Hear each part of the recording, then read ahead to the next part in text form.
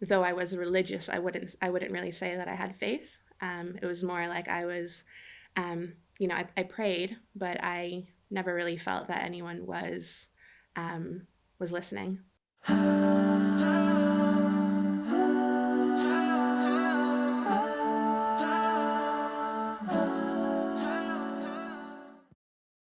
In terms of upbringing, tell us about your environment.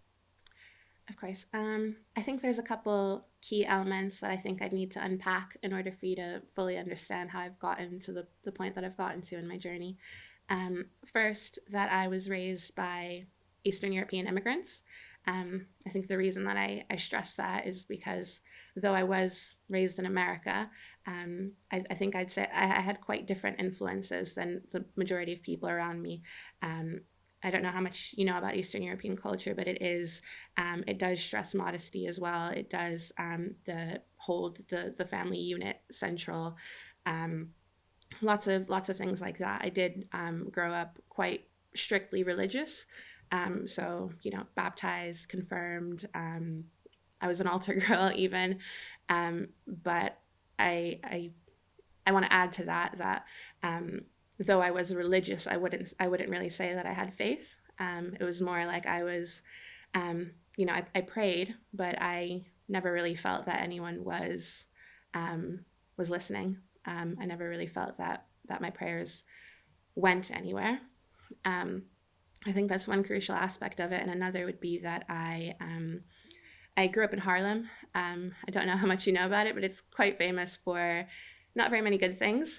And the household that I grew up in as well, there was a lot of domestic violence. I think I experienced quite a bit of trauma growing up, both my own and secondhand as well. Um, and in that way, um, I suppose we'll come to this chapter at some point later in the talk, but a lot of what happened later in my life was reactions to those, I guess you could say, those initial needs that hadn't been met, or those initial schemas that I'd built that in the end were ultimately quite unhealthy and not the way I ultimately wanted to live my life. Everyone loves a revert story, so tell us your journey to Islam.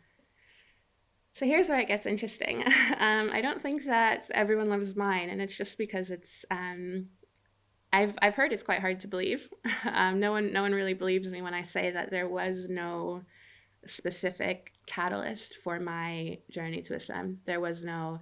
I've met so many reverts now, alhamdulillah, and they all have they met someone or they started reading. They heard the adhan. Everyone has something.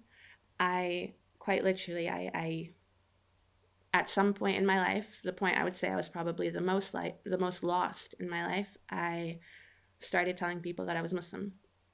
I don't know why. I don't know how. It wasn't, again, I hadn't been doing any research. I hadn't, it wasn't at all an intellectual or a rational or a logical decision, which I think is what most people expect when they meet me and, or meet me by way of my work or my research or whatever it is.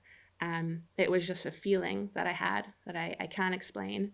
Um, and looking back again, the way that I've learned to the words that I've been able to put to that are just, the answer to a prayer that I hadn't known how to make.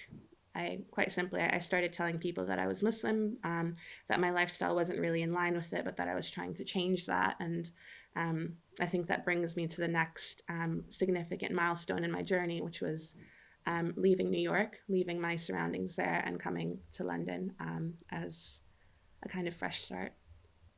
So how did that have an impact on you? Um, I'm going to use a bit of a silly metaphor, but I think one that works. I've come to see it as almost a kind of video game, um, in that at every kind of point throughout the journey, there's been a new level, a new setting, new characters, a New new, challenge? yeah, a new boss to defeat. And with every level that I've gone through, I've gotten closer to Allah. I've gotten closer to the kind of Muslim that I want to be. Previously, you spoke about your trauma. Can I ask you how it affected your mental health? course. I'm really glad you asked that because I think that this is unfortunately something that isn't spoken about very much in the Muslim community, and I think it should be, and it certainly could be if we look at the example of our Prophet Sallallahu Alaihi Wasallam and the lessons that we have to take from that, in terms of the mental state of a believer. And I think that that was something that I come across in my reading, and we you hear in conversation so often, the reminders that we give each other, but I hadn't truly internalized it. And for me, that was largely because my external had changed so significantly, right? I'd cut out those bad habits, those unhealthy coping mechanisms, the way that I spoke and I carried myself, and all of those things were so incredibly different. I was praying, I was fasting, I was, I hesitate to say doing all the right things because, of course, we can never do all of them, but I still had that ache inside of me. I still had that same pain inside of me, and it shamed me to say it because I didn't want anyone to think that I'd made these huge changes, and in fact that Islam wasn't enough to fix whatever it was. I hate to even suggest that because I understand now it was deficiency in my practice, and there was actually there are a couple of huge setbacks that I had. One of them quite soon after reverting, actually, which to this day I've actually only ever told a handful of people about. This is quite a big step here, but I actually attempted suicide a couple months after initially reverting to Islam, and I'm sure I don't have to outline to you how I felt after that. It's one of the worst sins that a believer can commit, and I had this immediate wave of, it was my kind of confirmation actually that I didn't deserve to be alive because I'd been given this beautiful gift and I was throwing it away essentially. And alhamdulillah, I got back onto my path after that. I couldn't tell you exactly how. There are a lot of people along the way that helped, and of course guidance is from Allah, but I had a couple more moments like that, I'll be honest. I had a couple more moments like that over the years. And I think the final one, inshallah, the final one forever, came quite recently, actually. It came maybe last year. And I won't get into how this happened, but I'd been listening to a talk, and the person was talking about how they basically that they didn't think they would be there much longer, that life didn't really have a meaning because they thought that they wouldn't be there much longer.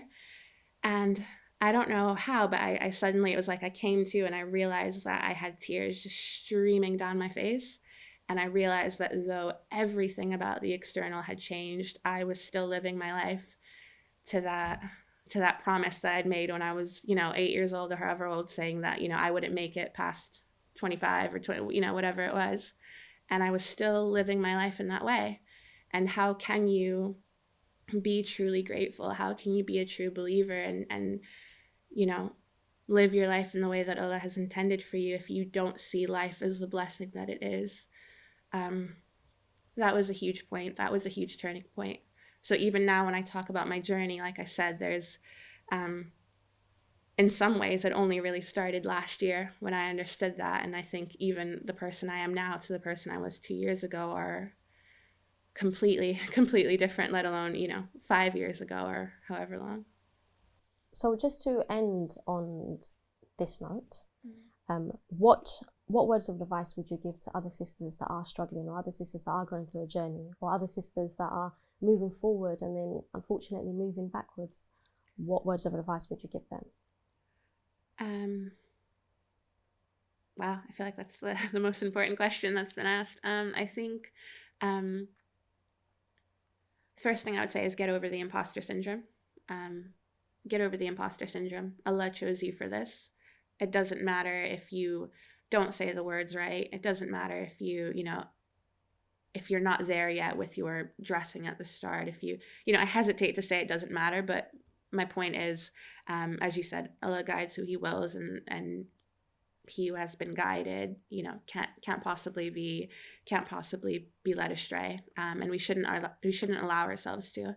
When I think about how much further I could be in my journey had it not been for all the times that I felt like I don't deserve this, I don't, I think back then it was still that incomplete understanding of Allah and His mercy that, it didn't matter.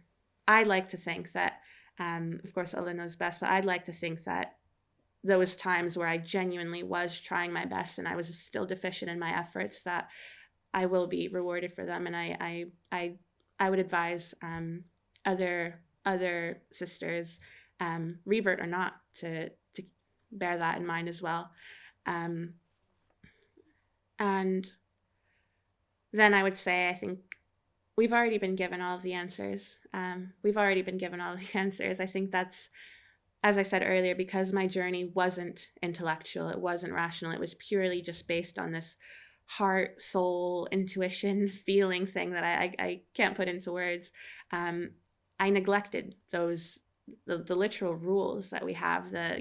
We have a handbook to life. We have the most perfect handbook to life. And now when I'm, in class taking apart that handbook and like figuring out why that word, and everything just makes so much sense. And part of me wishes I'd known it then, and the other part of me knows that it had to happen in the way that it did, and I'm so grateful that it did. I think those two things. I think you already have everything that you need.